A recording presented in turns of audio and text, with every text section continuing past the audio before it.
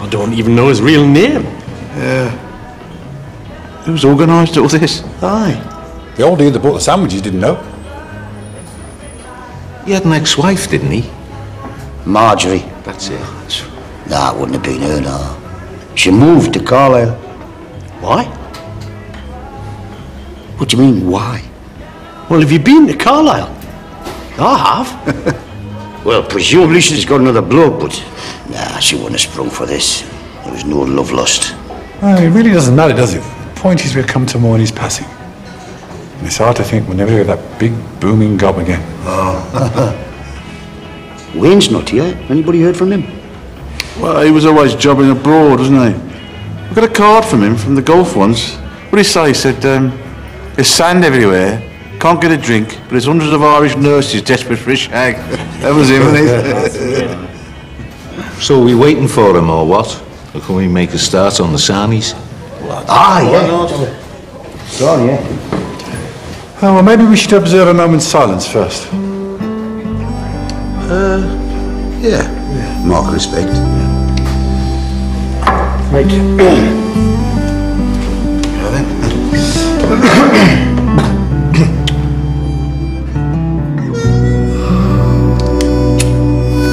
Saying, a couple of years ago, I was trying to sell my car, a larder.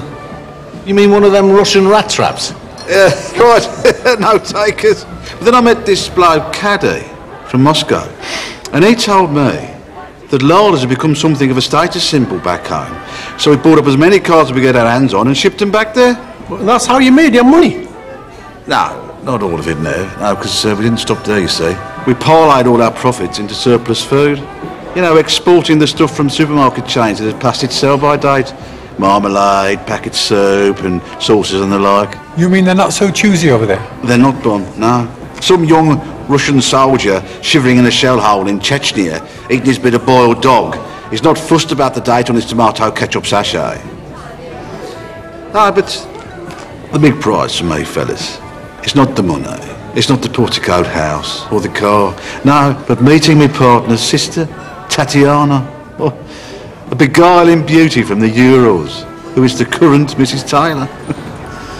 Oh, and who will be anxiously awaiting my return even as we speak. Oh, you're not going already? It's all been very lovely and that, Bon, but I think we've done enough talking about the good old days, don't you? And most of what's been said's clouded by sentiment. I mean, apart from the fact we were young, it wasn't the most elevating time of our lives, was it? We slept in a hut, we lived off fried food, and we got pissed with strangers. I mean, I'm sorry Oz has snuffed it, but face it, most of the time he was with us, he just inspired disgust and derision. Can't argue with that, Nev. I was a monster. What the bloody hell's going on here?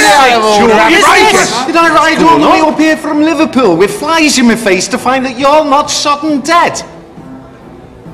I am dead. At least the old Oz is dead. We're here to bury him.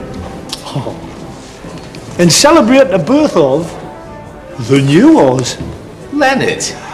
Yeah, hey man, you look like Lloyd's Bank Employee of the Month. You're still a bollocks for setting us up. Aye. What kind of stunt are you trying to Lads, pull here, Oz? lads, how else was I going to get you all in the one room at the same time? Huh? Is the Cockney not here? Wayne? Oh, can't say I'm surprised.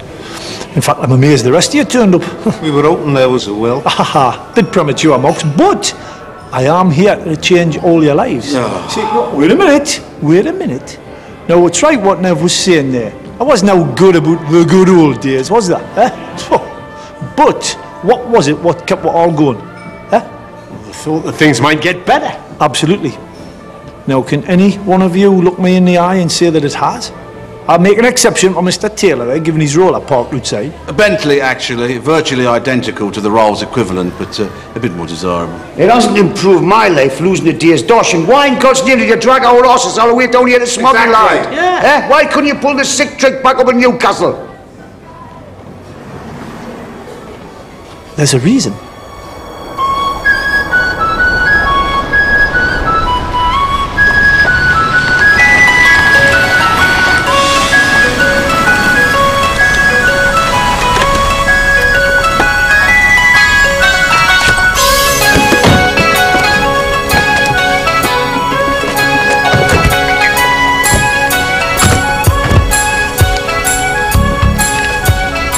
The Middlesbrough Transporter Bridge. Designed by the Cleveland Bridge and Engineering Company of Darlington and opened on October the 17th, 1911 by Prince Arthur of Connaught. What's our next stop?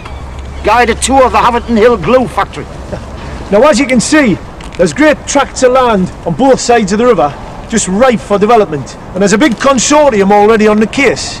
The only obstacle is this famous local landmark here. Now, that's where we'd fit in, because we're going to pull it down and flog it for a fortune. Are you on something, Oz? No, I've sobered up, Moxey. What? You don't touch the sauce? Well, comparatively sober. You mean your drink is not harmful to humanity anymore? Aye, right. Let's just stick to shandies these days and get mellow, you know. Don't get bladdered anymore and don't crack heads. But we're British, man. We put things up, we don't knock them down. We contract this out, man, then. We'd be the gappers on this one. But it's monstrous, man. Yes, it's monstrous, Neville. It's gargantuan. It's outrageous. That's the point. Well, how do you know about all this? Geoffrey Granger. Now, your story has been told many, many times, particularly in the tabloids. Here we are, a rising star in the political spectrum, a beautiful wife, social and cultural connections, and yet you threw it all away. Well, Gloria, I didn't throw it all away. I was caught. Nevertheless, caught, prosecuted, went to jail. But what would you say overall was the worst aspect of it?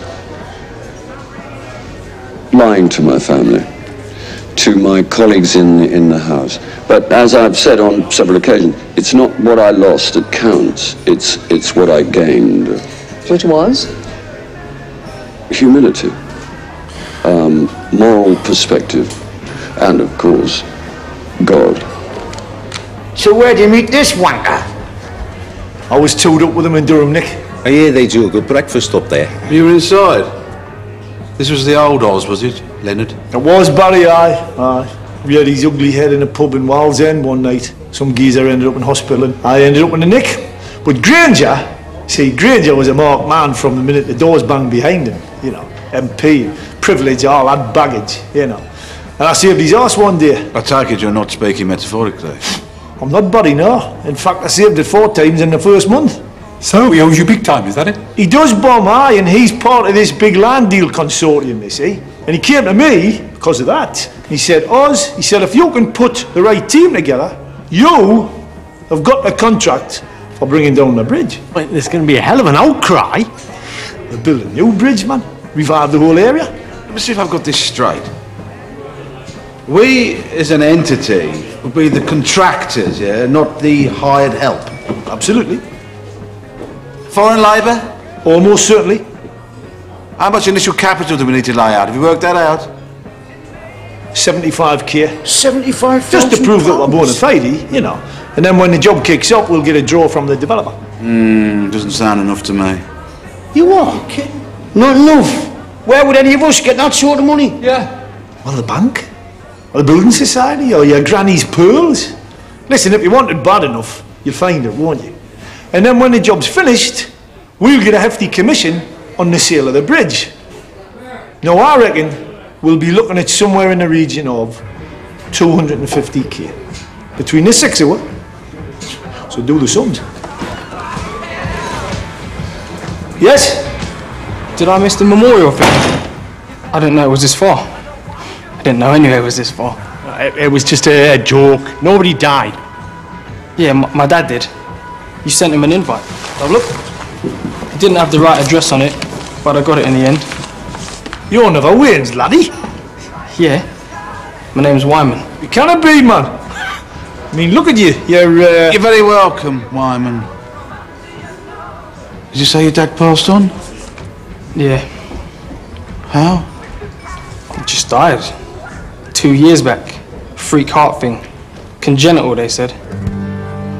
Oh, that's a shitter. So, it is awake after all.